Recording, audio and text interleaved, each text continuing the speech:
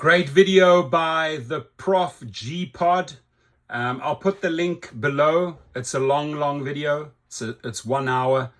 You can watch it, but he has a really good interview with LYFT CEO David Risher. Let's see what they have to say.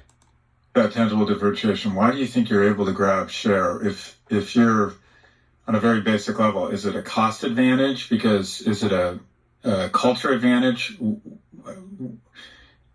Coke and Pepsi. Why is Pepsi different here? Our purpose is to serve and connect. That's what we do every single day. We wake up, we've got 3,000 employees, we've got 1.5 million drivers. And the idea is, how can I serve riders and drivers better than they've ever been served before? And how can we connect them with the people and places they love? So that's where we start. Okay, so how does that manifest itself competitively? Let's look at drivers for a second. Drivers right now have a 29-point preference for driving on our platform versus on the other guys. 29 points. That's internal data that we do every quarter. We can share the data with you. It's been a remarkable sort of divergence over the last year in particular. So that's a form of competition, right? We're competing for the same driver base. How are we winning? Well, we have a 70% earnings guarantee. Here we go. An AI assistant. There's the lie again. Their drives. We have an accomplishment letter. So you compete at sort of the street level, and you say, how can we grab more preference from drivers? And when drivers drive more for you, it allows the marketplace to work better, yada, yada. Okay, how do you compete for riders? We give better service.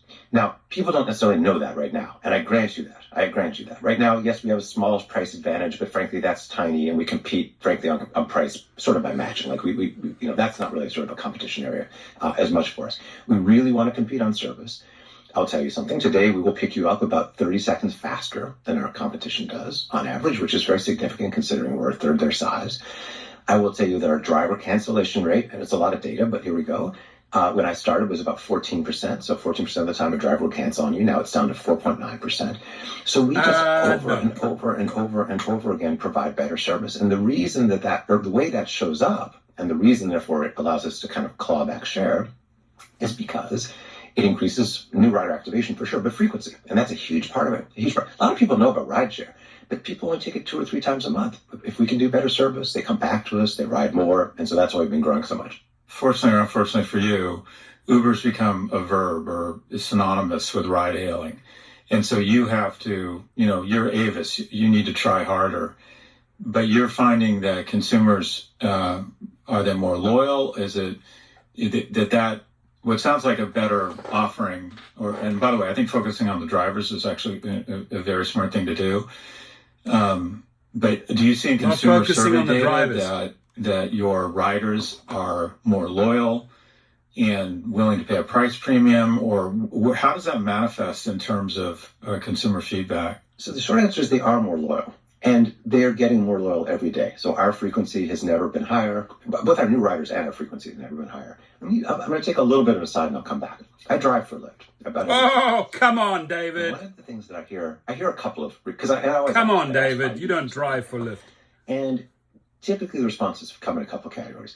Some are functional. You were faster than the other guys, lower ETA, your price was lower. Come on, man. Then there's what I might call partner driven. I'm a Chase Sapphire Reserve holder, says a rider, and therefore, because I get points, I use you guys. These sorts of things. And we have a lot of partners. DoorDash is a huge partner of ours, and that becomes a big, significant growth driver. So those are sort of semi-functional, kind of maybe functional adjacent. Then you get stuff like, I like your values more. I just think you're a better company. I can feel it. I can feel the way your drivers talk about you versus the other guy.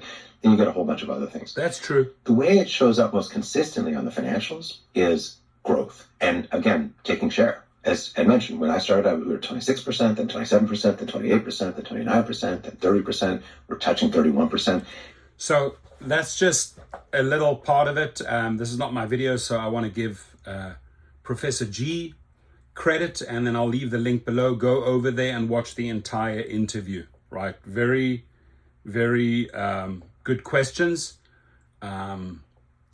I don't know, David Risher, man, you still spinning the 70% lie. David, drivers are not making or taking 70%.